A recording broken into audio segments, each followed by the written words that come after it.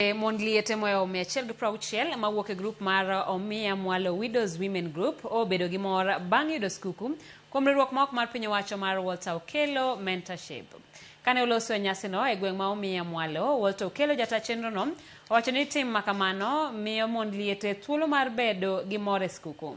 Omedo jiwogi mondo gidag gi kwe kendo gibed gi chuny mar chiwo e skuku. Jokanyo mar grup mar mond liete ka oteni kod Lorraine Atieno ogoyo erokamano maduong' ka giwacho ni kinde skuku moko kuomgi onge ga gima de gicham.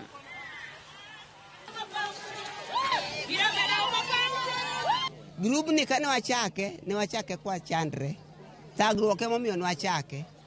Koro kwanyalo yudo sir kaka jatelo biro sirowa kaka wuononi.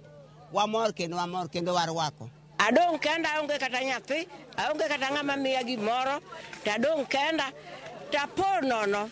Ka Nyasaye oloso ni sirikal konyowa mond liete. Mapok anwang'o gik madok anwang'o. Anwang'o sikar, anwang'o ngano, anwang'o majan. Sama kama nitie jok moko ma piny ochamoga e sa Christmas kamae maonge ga kony ma giyudo.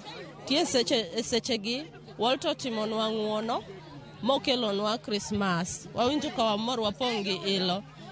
Wan wabiro ka yo moro amora mok dwar wach siasa moro amora, to wabiro mana mondo washare matin ma wan go gi minena ma samoro gin kaka jok ma onge nyalo. Kora kwa jotelo duto, both manie siasa, manie religion, manie church, manie business, gigol mwandgi oko mondo gicham gi jopiny. Gigi bende kikana enyi tiele e ot, bende ji tho weyo gi kamano. Koro kik wabed joma lwetgi odire adiya.